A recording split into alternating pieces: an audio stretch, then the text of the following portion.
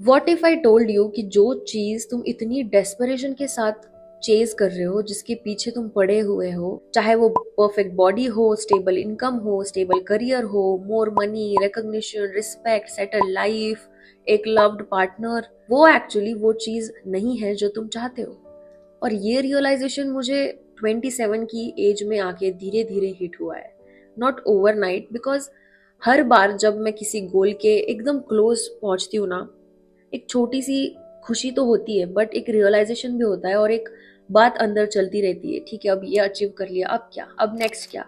जो अचीव कर लिया है उसका तो कोई मतलब वैल्यू रहता ही नहीं है। हम सब ना अपने दिमाग में एक इनविजिबल चेकलिस्ट बना लेते हैं। फॉर एग्जाम्पल, डिग्री हो गई तो हम खुश हो जाएंगे, एग्जाम्स निकल गया तो सब सेट है, इनकम स्टेबल हो जाए तब रिलैक्स करेंगे, बॉडी परफेक्ट हो जाए तब मैं कॉन्फिडेंट फील करूंगी, या फिर एक अच्छा लाइफ पार्टनर मिल जाए तो सुकून मिलेगा। बट द ट्रूथ इज ये चेकलिस्ट कभी खत्म ही नहीं होने वाली मेरे दोस्त। सिर्फ जो ड्रीम्स है, जो गोल्स है, वो चेंज होने वाले हैं। क्योंकि एक ड्रीम कंप्लीट कर लिया, अभी नेक्स्ट क्या, उस ड्रीम की तो कोई वैल्यू ही नहीं रहती। मैं खुद एक डेंटिस्ट हूँ और जिसने डेंटल लाइफ, मेडिकल लाइफ पूरी जी है, और ये बात मैं बहुत गहराई से समझ सकती हूँ कि मेडिकल लाइफ में ना कोई फन, मतलब बहुत कम फन चीज होती है, बहुत ज्यादा प्रेशर होता है। जबकि बाकी जो लोग हैं, जो हमारे क्लासमेट्स होते हैं, जो स्कूल फ्रेंड्स होते हैं, जो नॉन क्लिनिकल होते हैं, जो उनका वीकेंड्स पे प्लान होते हैं, उनके ट्रिप्स जा रहे होते हैं, पार्टीज कर रहे होते हैं, आउटिंग्स पे जा रहे होते हैं, उनकी लव्ड लाइफ सेट है, और तब हम क्लिनिक्स में बैठे होते हैं, पेशेंट्स देख रहे होते हैं, पोस्टिंग्स में होते हैं, या फिर कोई एग्जाम की तैयारी में होता है, क्योंकि एग्जाम्स तो हर दिन होते रहते हैं। पेशेंट्स देख रहे होते हैं और कई बार ऐसा लगता है कि उनकी लाइफ चल रही है और हमारी तो बस पॉज पर है। Engineers, corporate friends, non medical लोग, उनके पास वीकेंड्स होते हैं यार, उनके पास फिक्स्ड हॉलीडेज होते हैं, ट्रैवल करने का एक फ्रीडम होता है। उनको हर बार ये नहीं सोचना होता है कि पेशेंट्स आएंगे। हम कैलेंडर नहीं देखते, हम बस नेक्स्ट एग्जाम देखते हैं, नेक्स्ट वाइवा, नेक्स्ट पेशेंट। और इसी कंपैरिजन की वजह से ना एक साइलेंट रिसेंटमेंट डेवलप हो जाता है, लाइफ से, करियर से, खुद की लाइफ से। ऐसा लगने लगता है कि जैसे हमारी जो यंग एज है वो निकलती जा रही है और हम सिर्फ और सिर्फ सरवाइव कर रहे हैं, हम जी नहीं रहे हैं। और वो एक्चुअल में लगता है, जब हम कॉलेज में होते हैं ऐसा सब लगता है, क्योंकि दूसरों की लाइफ हम देखते हैं। और इसी फेज में सबसे डेंजरस जो थॉट आता है ना, वो है कि मैं तब खुश हो जाऊंगी जब ये फेज खत्म होगा। That is the biggest loop hole. लेकिन प्रॉब्लम ये है कि मेडिकल लाइफ में ना कोई फेज खत्म नहीं होता है, बस इवॉल्व होता है, बस एक नेक्स्ट स्टेप आ जाती है, कोई एकदम से खत्म नहीं होता है। स्टूडेंट से हम इंटर्न बन जाते हैं, इंटर्न से हम क्लिनिशियन बन जाते हैं, क्लिनिशियन से हम स्पेशलिस्ट बन जाते हैं। ये साइकिल है, ये होता ही रहता है। और हर एक लेवल पर ना और ज्यादा रिस्पॉन्सिबिलिटी बढ़ती जाती है।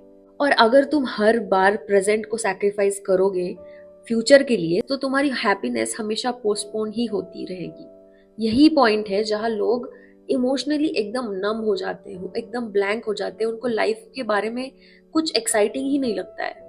और मैंने ये सब महसूस किया है कि हमारे 20s में हम बहुत हार्श हो जाते हैं खुद पे, बहुत ज्यादा डिफिकल्ट कर देते हैं खुद की लाइफ। हम खुद से ही कहने लगते हैं कि अब तक इतना अचीव कर लेना चाहिए था, अब तक ये होना चाहिए था, अब तक लाइफ सॉर्टेड हो जानी चाहिए थी।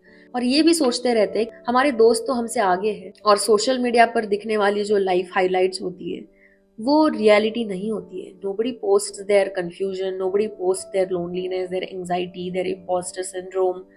Like nobody posts their bad phases, right? Everybody posts their good life. I also do that. और मेडिकल फील्ड में होने का ना एक इमोशनल कॉस्ट होता है। हर एक दिन एक नया डिफिकल्टी होती है, एक नई रिस्पॉन्सिबिलिटी होती है। इस फील्ड में मिस्टेक्स हम अफोर्ड नहीं कर सकते, फिर भी हम खुद को कंपेयर करते हैं उन लोगों से जिनकी लाइफ स्ट्रक्चरली अलग है, जिनकी लाइफ का प्लान अलग है, जिनकी लाइफ का गोल अलग है। हम उनसे कंपेयर करने लग जाते हैं, और ये बहुत नॉर्मल है, ये सबको होता है। और धीरे धीरे ना मुझे ये समझ आया कि प्रॉब्लम मेरी लाइफ नहीं है, प्रॉब्लम है बिलीफ। बिलीफ कि मेरी वर्थ फ्यूचर अचीवमेंट डिसाइड करेगा। That was the problem. और let me tell you, confidence किसी डिग्री से नहीं आता है, पीस किसी इनकम से नहीं आती है, और सेल्फ लव किसी पार्टनर से रियलाइज होके नहीं आता है।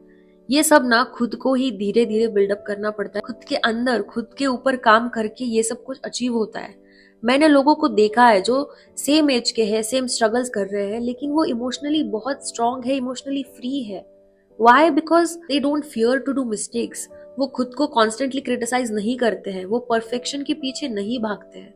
और मैंने ऐसे भी लोग देखे हैं जिनके पास सब कुछ है, पैसा है, रिलेशनशिप है, एक स्टेबिलिटी है, फिर भी वो हमेशा एक रेस्टलेस रहते हैं, फिर भी हमेशा वो एक नाराज से रहते हैं, लाइफ में हमेशा डिप्रेस्ड रहते हैं। और पता है ये फर्क क्या है? ये सिचुएशन का फर्क नहीं है। This is about relationship with your self. Real freedom तब आता है जब आप एक्सटर्नल चीजों को अपने अंदर इम्पैक्ट नहीं होने देते। जब कोई फ्रेंड आपके बारे में कुछ बुरा बोल रहा है, आपको फर्क नहीं पड़ रहा है। जब कोई और आपसे आगे निकल जाता है, तब आप जलस नहीं, मोटिवेशनल फील करते हो। That's the power, that's your improvement. जब कोई आपके बारे में गलत बोल रहा है और आपकी नींद खराब नहीं हो रही है, जब तुम खुद को मिरर में देख रहे हो तो खुद के बारे में अच्छा बोल रहे हो, खुद के प्यार में गिर रहे हो, that is real maturity, that is real flex. Fake confidence वो होता है जो वैलिडेशन से आता है, और रियल कॉन्फिडेंस वो होता है जो एक्सेप्टेंस से आता है। तो acceptance is very important when you are in your 20s। You have to love yourself, you have to believe in yourself, you have to be confident about your achievements. हमें ना अपने 20s में किसी feelings को earn नहीं करना है, हमें अर्न करना है जो खुद के लिए लव है, खुद के लिए जो रिस्पेक्ट है, खुद की सेफ्टी, ये सब कुछ अर्न करना है। फीलिंग्स ना चॉइसेस होती है। खुद को वर्दी फील करना, खुद के बारे में अच्छा सोचना, ये सब कुछ हमें खुद डिसाइड करना पड़ता है। सो आज डिसाइड करो कि लाइफ तुम्हें पनिश नहीं कर रही है, प्रिपेयर कर रही है। ये समझ लो। खुद के बारे में अच्छा सोचना है। आज डिसाइड करो कि तुम खुद को क्रिटिसाइज नहीं करोगी, बल्कि सपोर्ट करोगे, खुद के बारे में अच्छा सोचोगे, खुद पे विश्वास रखोगे और खुद पे कॉन्फिडेंस रखोगे कि तुम अपने ड्रीम्स जरूर पूरे करोगे विदाउट कंपेयरिंग एनीवन। ड्रीम्स रखना बहुत जरूरी है, एम्बिशन होना चाहिए, ग्रोथ होनी चाहिए, लेकिन अगर तुम ये सोचकर ग्रो कर रहे हो कि तब जाकर मैं इनफ बनूंगी, ये अचीव कर लिया तो मैं अच्छी फील करूंगी, that's not how you grow. आपको सिर्फ जर्नी पे ध्यान देना है, डेस्टिनेशंस पे नहीं। खुद के सक्सेस, खुद की फेलियर्स, खुद की इंप्रूवमेंट, खुद की ग्रोथ, आपको डेस्टिनेशन से कोई लेना देना नहीं है। आप अगर सिर्फ खुद पे ध्यान दोगे ना, तो डेस्टिनेशन अच्छा ही मिलने वाला है। और ऑनेस्टली यही अच्छी बात है, क्योंकि ग्रोथ वही होती है। तो आज खुद से पूछो, खुद को एक्सेप्ट करने के लिए किस डे का वेट कर रहा हो, हैप्पी फील करने के लिए किस टाइम का इंतजार कर रहा हो। लाइफ बाद में शुरू नहीं होती है, लाइफ अभी हो रही है, इसी मोमेंट में। और अगर तुम इस मोमेंट में खुद को चूज करना सीख लो, तो चाहे तुम मेडिकल फील्ड में हो, चाहे किसी भी फेज में हो, तुम्हारी लाइफ कभी भी स्टक फील नहीं करेगी। क्योंकि ग्रोथ बाहर नहीं, अंदर होती है, खुद से होती है। कंपैरिजन भी खुद से होता है, ग्रोथ भी खुद से होती है। तो बस अगर मैं आज ये रियलाइज कर सकती हूँ, तो आप क्यों नहीं? आप भी कर सकते हो।